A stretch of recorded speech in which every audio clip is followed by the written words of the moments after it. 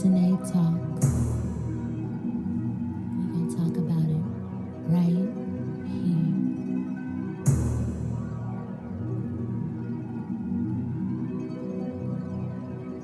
Yeah,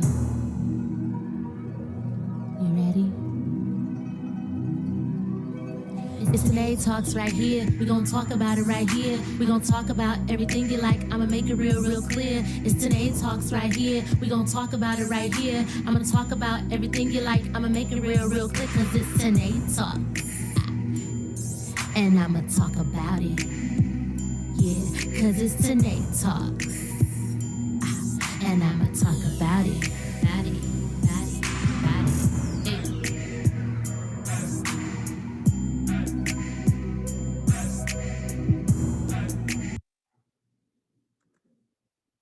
And welcome to this very special episode of the Tynee Talks podcast. Remember, Tynee Talks is the podcast that educates and entertains. Remember, Tynee Talks and you listen. On today's show entitled Lift Every Voice in honor of Black History Month, I have a phenomenal guest with me in the building, well, virtually, and he is the photography Mackey. He began his career Mackey, is a photographer, author, and entrepreneur based in Atlanta, Georgia. He's down in the A. And he began his career in 2002.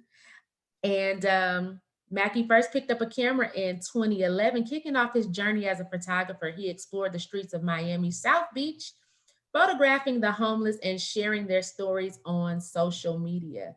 By 2012, his growing love of photography eventually led him to create Dope Heart Media, a creative agency that provides photography, video production, graphic design, and other creative services. But today we'll be focused on his new coffee table book entitled Lift Every Voice. So without further ado, I'd like to welcome Mackey to Tynee Talks. Welcome, Mackey.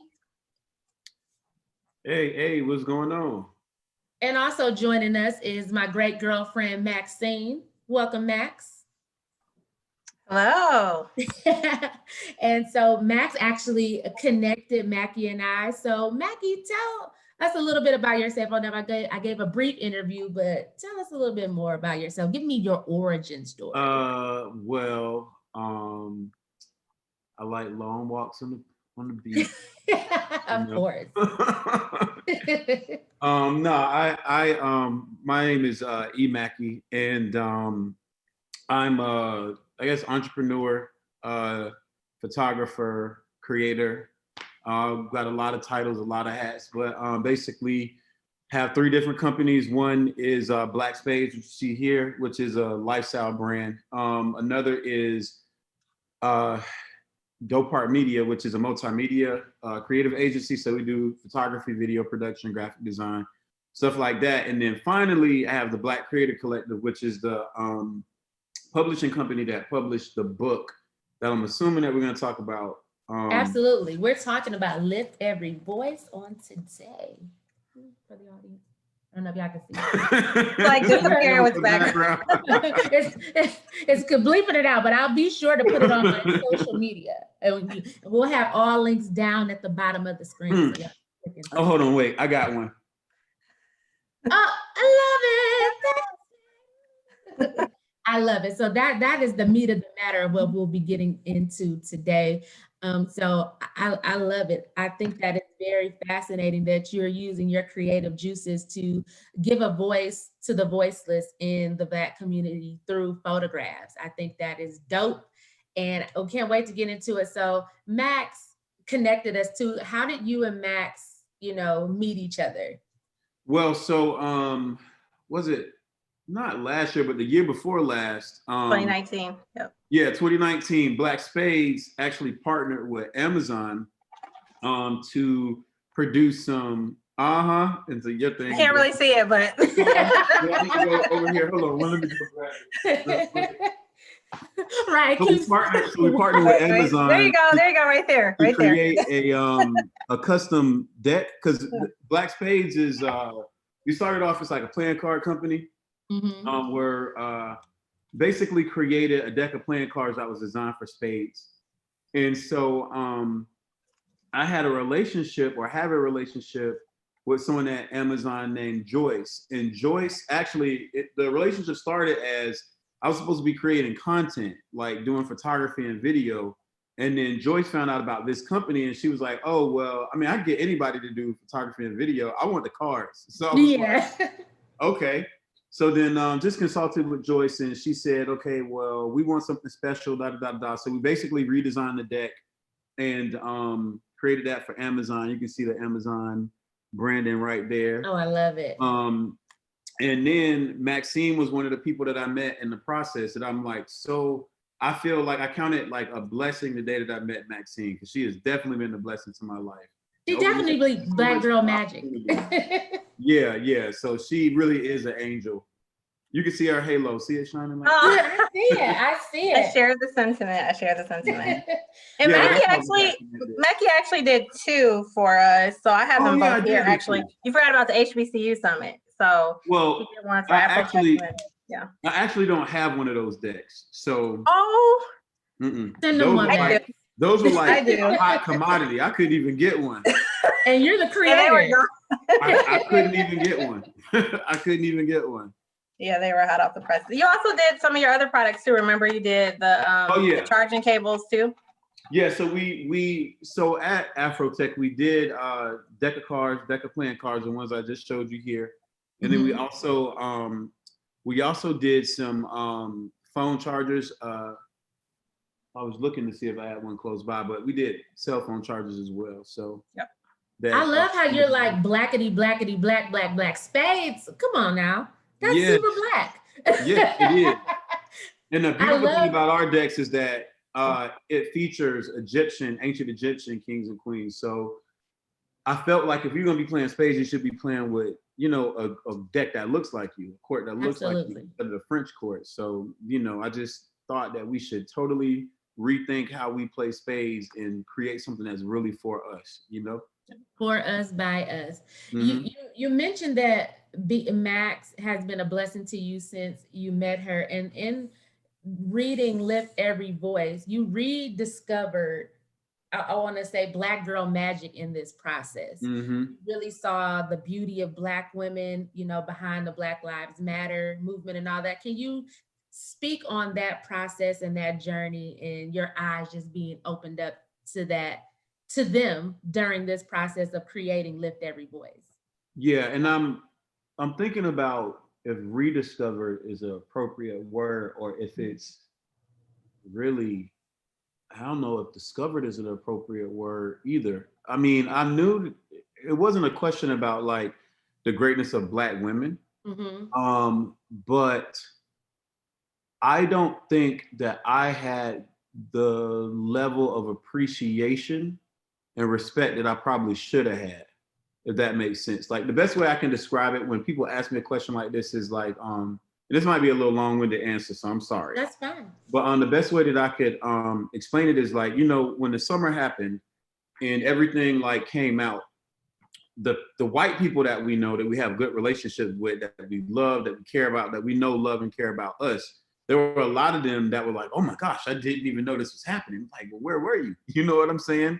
And it's like, we know that they aren't racist. We know that they are well-intentioned. We know that they probably care about us the way that we care about them. So we wouldn't dare call them racist, but they were just ignorant to like oblivious. That was me when it comes to Black women. Like I obviously don't have a problem with Black women. It's just I was oblivious to like a lot. And so what happened was when I started the process of like going out to document the protests, it wasn't about a book. I wasn't thinking about a book. I wasn't thinking about anything other than I'm tired of seeing us get killed. I'm tired of being on social media arguing with people that don't want to listen. It has to be something that I can do within my power, something that I could do. And I just said, I'm dope. So I could just go out there and create. I could tell a story. I can make sure that our story is told by somebody that looks like us. So my whole thing was just go out and document as much as I could. Well, when I went, I only had enough money to be gone for like 2 days. Originally, this was supposed to be a 2-day thing. I was gonna go to Minneapolis, shoot for 2 days and post and hope that as many people as possible saw the photos. when I got there, almost immediately I was flooded with messages. People were writing me saying, what's your Cash App? What's your PayPal? What's your Zelle, Venmo, all of this? And I was like, whoa, I didn't ask anybody for anything. People just started asking me. And so I'm giving it out as I'm out there, like trying to keep track and just giving it out. And then by the end of like the night, like the first or second day I was there, I had like all this money in my account that I was like, whoa, I wasn't expecting that. So I'm like, okay, cool. Well, now the bill money that I sacrificed to come, I can go back home and pay my bills. Right. And like, and I'll be straight. I'll just be right where I left off. Well, the second night, or I'm sorry, the third night, which was the night before I was to leave, a Black woman wrote me in my DM and she said, hey, I just want to know, can I get you a hotel? And I was like, well, I mean, I've already paid for my hotel, but a bunch of people have been donating money to me. So I guess I could stay a couple more days since I can afford it. Well, she never met her, never, nothing like that. She booked a hotel for like the next 2 or 3 days. And then she met me at a protest the next day. And so, or a rally or something like that. And you know, when Tamika Mallory was like, arrest the cops at that event, she met me there.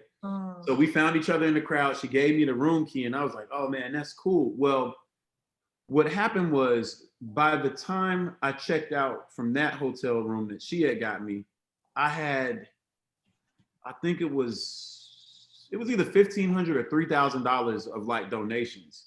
And I'm like, oh crap, I don't have to go home. I could just go somewhere else.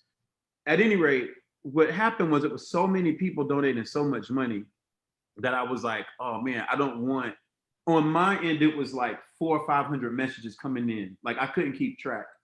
And so I realized that to the individual person, they are an individual and they're like, man, I just sent this dude money. He didn't even acknowledge me, but I don't think people knew how much, it was just too much. It was just overwhelming. Said, okay, yeah, it was overwhelming. And so it's overwhelming with all the messages and then you're going out there and it's super dangerous. And it was my first time being out there. So I wasn't as, now I'll go out there, I won't even think about it because I'm used to it. I know what to expect. Then it was super dangerous. It was just a lot. And so I said, I'm going to sit down and go through all these messages and at least like the messages and just let people know that and create like a copy and paste thank you message to send to people. So as I'm going through the messages, I realized, are you okay? Did you eat? Do you need me to send you some Uber Eats? Do you need a flight? Do you need a hotel? I'm praying for you. Oh my gosh, are you safe? And it was Black woman, Black woman, Black woman, Black woman, Black woman. Yeah. And I was like, whoa, I don't know these people, you know? And then for them to be saying that they're praying for me and worried about, am I eating? You know, am I safe? Can they do anything for me? I just kind of stopped and was like, whoa. And then I thought about it and I said, well, what if I was a woman? What if I was a Black woman? How many Black men would have done that? And then it went to, wait a second. If I were a Black woman, would I have done that? Like, would I have messaged and said, hey, what do you need? Are you okay? And then I was like, I probably wouldn't have. And I felt bad. And I thought about like the Women's March and like different things that I've heard Black women talk about or women in general talk about and how I'd be annoyed, like, oh, here we go. Instead of being supportive and like listening, I'm like, whoa, this is not the type of man I want to be. And it just, the whole experience just made me realize that I had been unappreciative. I had been unsupportive. You know what I'm saying? I've been dismissive and I had been a part of the problem for Black women, even though I wasn't, you have people that just overtly hateful. But in my ignorance, I had been part of the problem. And then I just thought about like, wow, as the months passed, as I was on the road, interviewing Black women that had been shot in the face with rubber bullets and seeing Black women out there crying, seeing Black mothers out there cry because their children got killed. And I'm like, looking at the protests, there's no Black men out there. It's white people, gay people, and Black women. And I'm like, they are out here sacrificing for us, covering me. It's Black women like Maxine and Joyce and like other Black women in my past that have I can trace accomplishments back to Black women, like almost everything I've accomplished. And so I just said, I got to do better as a man. And I guess it started with the book. You know what I mean? Like, I just wanted to make sure that Black women knew how vital they were in the process of creating that book, but not just creating the book, but just creating me. And so, sorry for that long. No, that was answer, beautiful. I have to figure out a way to give that in a shorter way because people ask that a lot. Okay, I know Maxine is good with strategy and she can help you. But you know what? There's power in the story, and I think oftentimes we try to make it succinct. And if you're on TV, you got 30 seconds. But I think this is the kind of platform where you can share the full story, and there's power in that. That's super. I didn't even know all that, and I was following you. And there's so much in that story that I know Tynee's gonna unpack. But that was powerful. Yeah, that was I was gonna say that, you know, for, you know, TV or something like that, as Max said, you might need to, you know, bring it down. But for Tynee Talks, it was perfect because I was able to feel it and understand it. And being a Black woman, it resonated with me because you used a very key term. You said you had been being dismissive. And that's what, as a Black woman, and Max can relate to it, that's often how we feel. Dismissed when we're giving our number one work. We're bringing our A game to the table.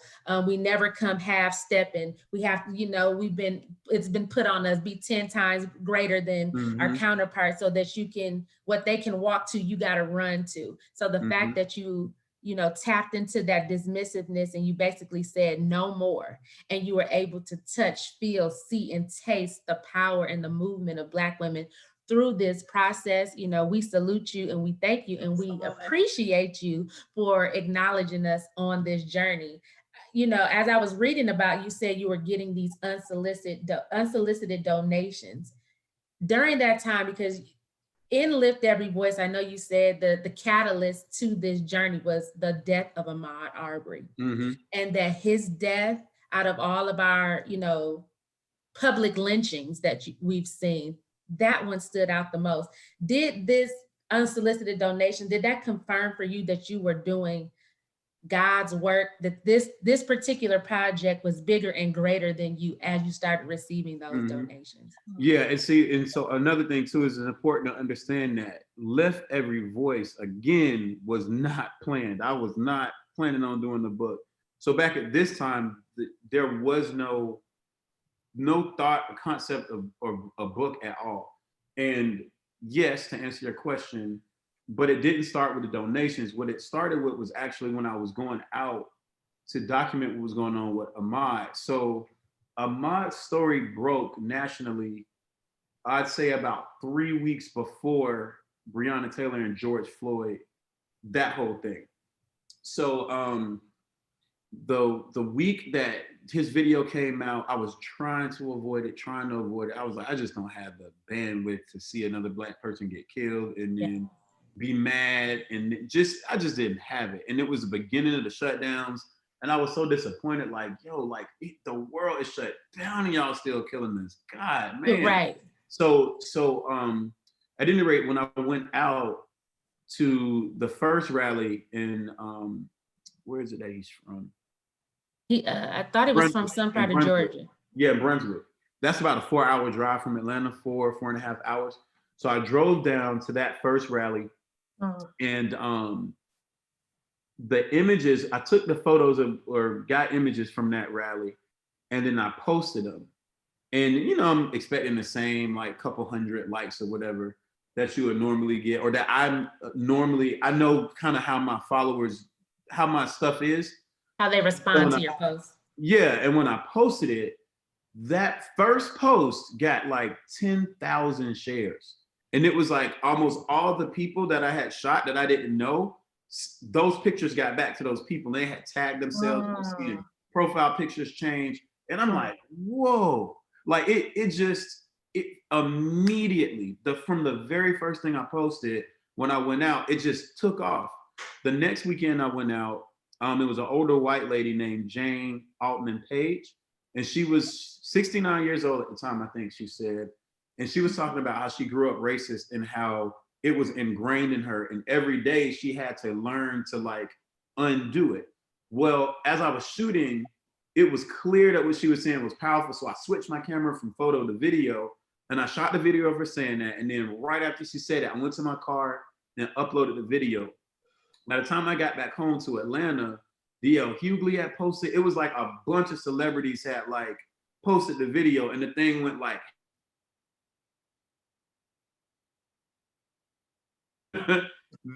I'm supposed to be out here because of all the hundreds of people that are here with cameras and cell phones and all of that. For my stuff to just take off, I was like, okay, maybe I'm meant to do it. And so I think it was that confirmation of when something is right, it's effortless, right? Like when you do it and you're doing the right thing, when you're in alignment, it just flows. Yes. So the fact that it was flowing so quickly and so easily without even trying, I was like, oh yeah, this is what I'm supposed to be doing. So, that was kind of a confirmation for me. I'm getting teary-eyed because I know what you mean when you just feel like you're in alignment. I'm just getting chills because going through this book, the images and the photos just resonated with me. It gives me chills to see what you captured. And through this book, you take us from the past to the present. And one of the things that you touch on is Frederick Douglass' speech on the 4th of July. And it's so important because he says, America is false to the past and false in the present, and solemnly binds itself to the false of the future. And that's powerful because you're using your images to tell the truth of this nation, this story, and how the past, with how you start off historically and bring us to the 21st century at the pulse of this, is just powerful. And I really just want people to get this book, and how you talk about this white woman who has to, she's unlearning these behaviors. That's just what has to happen because we didn't create this space that we're in. So they have to unlearn what they've been doing and take those blinders off and stop being absent-minded or dismissive, as you said earlier, to the past, because it affects the present. Some of these things that you put into this book, people like to just sum up our history as just slavery. And that just happened so long ago. But some of this stuff just happened 30, 40, 50 years ago. That's not too long ago. So to me, Mackey, you are the Gordon Parks of the 21st century. Hey, I usually don't like being compared to you, but Gordon Parks is cool with me. Yeah, that, and that's what I see you as. You're the cool, hip, Gordon Parks. And something that you said, right, with this Ahmad Arbery, and then you went to Minnesota at the height of this and George Floyd. You quoted and said, "I bet this is how the slaves felt." And I was like, my God, I was like, yes, because we often wonder, or we often say, in present day, Massa wouldn't have did this to me, or I wouldn't have been able to stand by and watch X, Y, and Z. But we're seeing trauma porn before our eyes on national news every day. And you said, I bet this is how the slaves felt, vivid, watching their loved ones hang, skim, burn. It breaks your soul. It makes you powerless.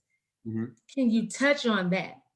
Yeah, when I saw the Ahmad Arbery video, that's how I felt. I felt like enraged. I was hurt. Like I was sobbing like a baby, like messy, snotty crying. And I'm just like, why am I crying like this over this person I don't know? And then it just was a frustration that I felt, that I was like, this must be how slaves felt. Like, this must be how it felt as a slave, like as a male slave, this feeling of like the master raping my wife in front of me. And there's nothing I can do to stop it. You know what I mean? I have to sit here and watch it.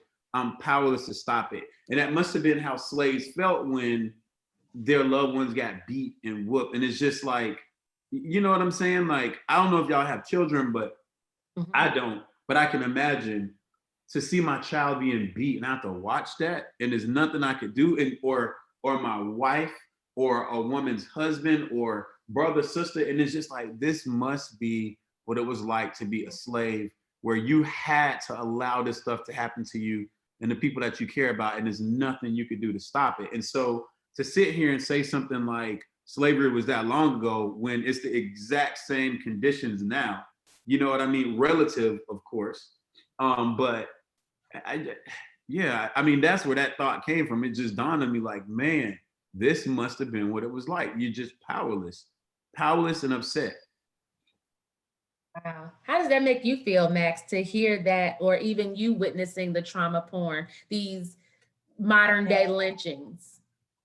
Yeah, gosh, so many things. I think that one of the biggest challenges for me, since last year, is that sometimes I feel like when we're talking to our fellow white brothers and sisters, and we talk about history, there's almost an attachment of guilt. So it's almost like the recognition that this history happened means that they're guilty, right? And so that guilt automatically brings these feelings of, it wasn't me, right? Like, it wasn't me, I didn't do it. However, if you look at the Black experience, we still suffer because of the history. We weren't there, we didn't experience it, but we're still suffering from it. So it's just, to me, it feels like a very different reaction of how Black people react to history, and how we just have to embrace it and keep moving forward and just push and fight and keep, what you just shared about, it's still happening, right? Mm-hmm. And that's because we have this long, ugly history. But I think that those individuals, like the woman that you videotaped who said, hey, I just have to continue unlearning, that's the spirit, right? It's not about feeling as if we're placing blame or we're saying you did it, but it was your bloodline the same way it was our bloodline that experienced things. And now we're on the receiving end of what's next for our generation. So I think that's the most challenging thing for me, is when we're talking to our white brothers and sisters, helping them understand, me talking about it and acknowledging it isn't putting guilt on you, right? Right. And however, you do have a bloodline that's connected to this trauma that we were on the receiving end, and unfortunately continue to be on the receiving end of. And just really quickly, one thing that I love about storytelling, Mackey, is that visual storytelling is so emotive. Mm-hmm. Like, there are things that a photo can capture that a speech never will, that, and so I think that you documenting this, when you said you were going to do it, I was elated, because this book will land in so many homes. You'll never know the impact of this book, but it will have impact that you'll never know about. Mm-hmm. And photos, you cannot deny that something happened when there's a photo and when there's a video. So it's like that, you don't even have to have a conversation. People are going to pick up this book at someone's house, not even knowing what this means, and be like, whoa, here's history. And then here's, to Tynee's point, modern day. Like, this isn't the 1800s, this is 21st century. So I think it's going to extend, and I just think photos and visual storytelling is so powerful, and I'm so grateful for people like you with that gift, because it's very powerful, and it leaves a legacy, and it's going to last well beyond your years on this earth. That's my hope, that's what I'm praying. Like, I want it to outlive me. I want it to keep going. It should, It absolutely will. To Max's point, what this book is going to do is collectively shift our consciousness. And I'm very excited for that. We're coming down to a close of the show. But I want to say that Public Enemy said it best: fight the power. You got to fight the powers that be. And you are fighting the power through telling these stories through powerful images, as Max said. Everyone can be a Dr. Martin Luther King Jr. Everybody can be a Malcolm X. And you said in your book, you wanted to find a way that you could contribute to this movement, to this energy that's circulating around. And you chose to do that through picking up your lens, and we're appreciative of it. Can you expound just briefly on fighting the power through collecting these images and what that means? Yeah, well, I want to talk about, I want to give my perspective on what you just said. I think that everybody can be a Dr. King or a Malcolm X. I just think that not everybody will be. But I think that potential is inside of everybody. It's just that some people go for it and some people don't, some people have the resources and just the life path that makes it easier, and some people don't. But one thing that I realized about this move, or while I was in this movement, is I came into it thinking, I don't know why we burn stuff down. I don't know why we in the streets blocking traffic. That doesn't make sense to me. And I came out of it understanding that, oh no, somebody has to throw the rock through the window. Somebody has to strike a match. Somebody has to block the traffic. Somebody has to make the sign. Somebody has to register people to vote. Somebody has to pick up the camera. What I realized was that this is a machine. The movement is a machine. And there's no machine that has the same part. Like throughout, each machine has a different part, and all the parts come together to make that machine move. And so I just realized that my part of the machine was to document, you know. I'm not gonna set anything on fire. That's just not me. You know what I mean? I'm not gonna throw a brick through a window. It's just not me. Probably not gonna march with a sign. Just not me. But what I would do is go out there with my camera and document all of it and make sure that it's context to the story and its meaning behind why the person threw the brick through the window or why the person marched with the sign. The person with the sign may not own a camera. And if they do, they may not have the experience that I have as far as, or education as far as like telling the story through imagery, you know, or writing it, or the resources or relationships to be able to put it into a book.